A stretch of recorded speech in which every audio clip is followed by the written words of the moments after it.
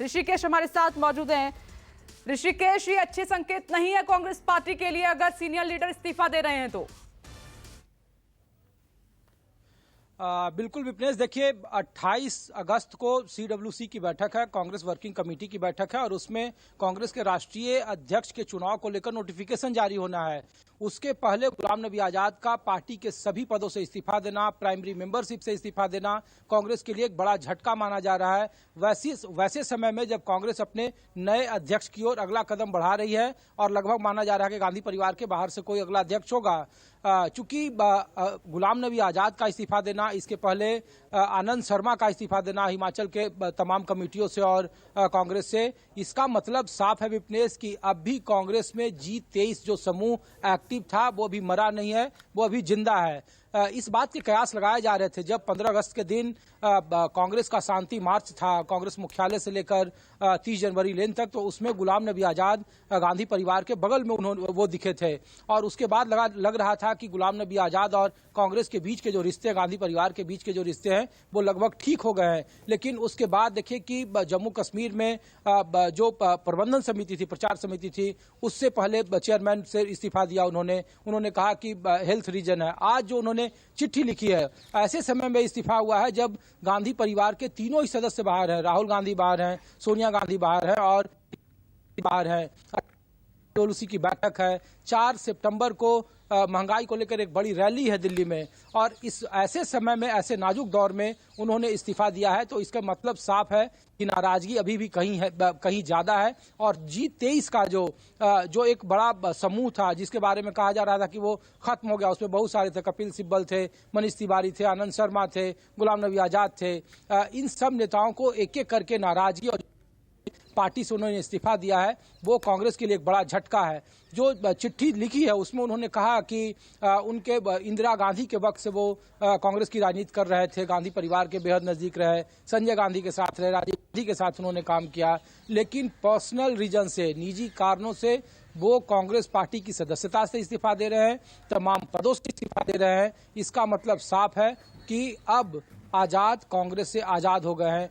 ऐसे समय में जब कांग्रेस के नए राष्ट्रीय अध्यक्ष पद का चुनाव होना है, 28 अगस्त को सीडब्ल्यूसी की बैठक होनी है और एक एक करके जो पुराने साथी हैं वो पहले ही साथ छोड़ चुके हैं। विपनेश, ऋषिकेश, ये नाराजगी एक तरफ ये रेजिग्नेशन की कॉपी हम दर्शकों को दिखा रहे हैं। गुलाम नबी आजाद ने सोनिया गांधी, क्योंकि वो इलाज के लिए विदेश में हैं, तो ये कहा जा रहा है कि उनको मेल कर दिया है अपना रेजिग्नेशन। ये उसकी इस्तीफे की कॉपी आप न्यूज़ 24 पर इस वक्त आप देख रहे हैं। इसमें जितने भी पद थे गुलाम नबी आजाद के पास, सभी पदों से उन्होंने इस्तीफा दे दिया है और उसी दिन संकेत मिल गए थे जब जम्मू कश्मीर कांग्रेस कमेटी का अध्यक्ष उनको बनाया गया था और लेकिन 2 घंटे बाद ही उन्होंने इस्तीफा दे दिया था।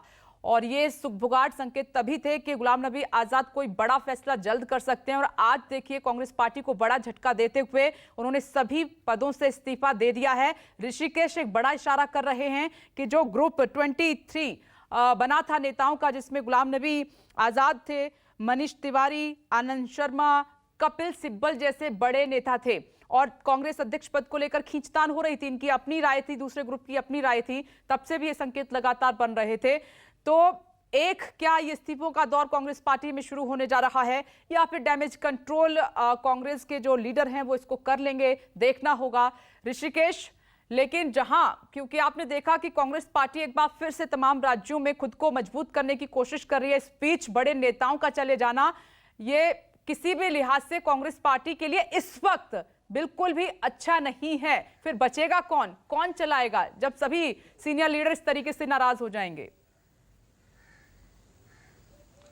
विपनेश, देखिए जो गुलाम नबी आजाद ने चिट्ठी लिखी है उसके आखिरी पैराग्राफ को पढ़िए। उन्होंने साफ तौर पर लिखा कि एक तरफ कांग्रेस भारत जोड़ो अभियान के लिए पदयात्रा शुरू कर रही है, लेकिन अभी कांग्रेस को जरूरत थी कांग्रेस जोड़ो अभियान की। जितने भी पुराने लीडरशिप थे उनको एक साथ जोड़ने की, पूरे देश में जो पुराने वक्त में जो ओल्ड लीडरशिप था उनके साथ कोऑर्डिनेशन करने की व्यवस्था करनी थी कांग्रेस आला कमान को, कांग्रेस के शीर्ष नेतृत्व को। लेकिन पार्टी ने उनकी भावनाओं को पर ध्यान नहीं दिया। जितने भी पुराने कांग्रेस के नेता थे एक एक कर पार्टी से उनका मोह भंग होते जा रहा था। अब बावजूद इसके कांग्रेस भारत जोड़ो अभियान की तरफ बढ़ रही है उसकी तैयारियों पर आगे बढ़ रही है। लेकिन अभी कांग्रेस को जरूरत थी कांग्रेस जोड़ो अभियान की तरफ। उनका इशारा साफ था और उनकी नाराजगी भी थी कि जितने भी पुराने लीडर थे जिन्होंने अपने खून पसीने से इस पार्टी को सींचा, वो अभी पार्टी में दरकिनार कर दिए गए, किनारे लगा दिए गए। सिर्फ महज पार्टी में एक पद के नाम पर उन्हें सिर्फ ढोया जा रहा था, रस्म अदायगी की जा रही थी। पार्टी के जितने भी कोर डिसीजन थे उसमें उनकी कोई भूमिका नहीं थी। जिस तरह से शीर्ष नेतृत्व एक के बाद एक फैसले ले रहा था, उसमें उनका कोई निर्णय शामिल नहीं होता था, कोई राय मशवरे नहीं किए जाते थे। इससे पार्टी के जितने भी नेता थे वो आहत थे। इसीलिए G23 जैसे ग्रुप का जन्म हुआ कांग्रेस के भीतर। और उनके जितने भी नेता, देखिए लंबी फहरिस्त है, कपिल सिब्बल को देख लीजिए, आनंद शर्मा को देख लीजिए, मनीष तिवारी उसमें शामिल हैं। बहुत सारे ऐसे नाम हैं जो एक एक कर पार्टी से किनारे कर दिए गए और जो पार्टी छोड़ने के हालात में है। लेकिन गुलाम नबी आजाद का पार्टी छोड़ना ऐसे वक्त में जब भारत जोड़ो यात्रा का शुभारंभ कर रही है और एक बड़ा मेगा प्रोजेक्ट है, 150 दिनों तक यात्रा चलेगी। राहुल गांधी खुद उसमें पद यात्रा करेंगे, 12 राज्यों से ये पद यात्रा गुजरेगी। दूसरी तरफ कांग्रेस राष्ट्रीय अध्यक्ष खोजने की दिशा में अगला कदम बढ़ा रहा है। 28 को जो CWC की बैठक है विपनेश, उसमें इस बात का अधिसूचना जारी होना, इस पे फैसला होना है कि चुनाव की तिथि कब ऐलान होगा और अब राष्ट्रीय अध्यक्ष चुनने की प्रक्रिया शुरू हो जाएगी। और उस वक्त में जब इन्होंने अपनी प्राइमरी मेंबरशिप छोड़ी है, जब कांग्रेस में गांधी परिवार तमाम वो विदेश में है, सोनिया गांधी अपना इलाज करा रहे हैं, राहुल गांधी और प्रियंका गांधी उनके साथ मौजूद हैं। ऐसे नाजुक दौर में गुलाम नबी आजाद का पार्टी छोड़ना पार्टी के लिए एक बड़ा नुकसान जरूर है। लेकिन इस बात का भी संकेत है कि जो पुरानी लीडरशिप थी, अगर उनका इसी तरीके का आलम रहा तो ये सिर्फ गुलाम नबी आजाद नहीं, आनंद शर्मा नहीं, कपिल सिब्बल नहीं, बल्कि जो बचे खुचे नेता हैं पार्टी के भीतर, उन्हें भी किनारे लगा दिए जाएंगे। इसी बात को मैं आगे एक्सप्लेन कर देती हूँ दर्शकों के लिए। दरअसल गुलाम नबी आजाद की जो नाराजगी है खुलकर इस बात से भी सामने आ गई है। चिट्ठी में उन्होंने तमाम तरह की बातें भी लिखी हैं।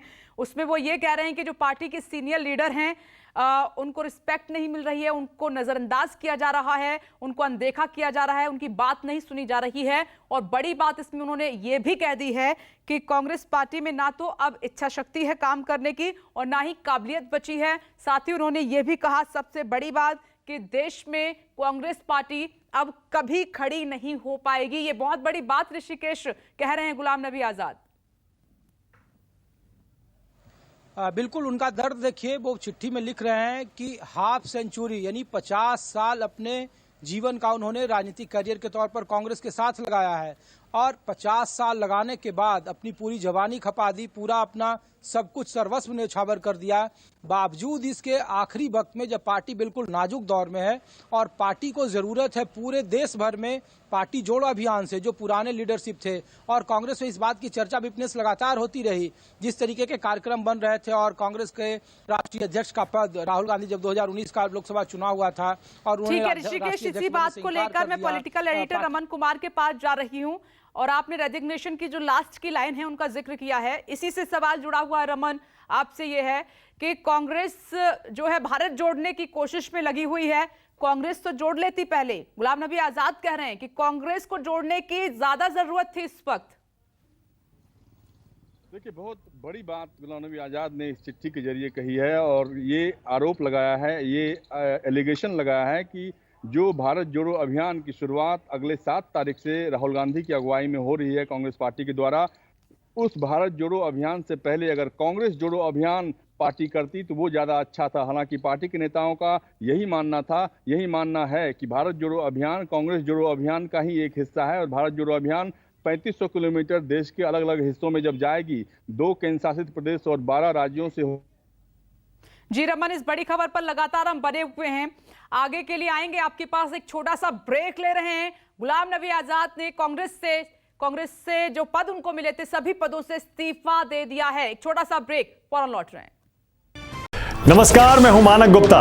अगर आपको हमारा ये वीडियो पसंद आया हो तो इसे लाइक और शेयर जरूर करें और हां, हमें सब्सक्राइब और फॉलो करना ना भूलें ताकि आप देश और दुनिया की कोई खबर मिस ना करें। तो जुड़े रहिए हमारे साथ और देखते रहिए न्यूज़ 24।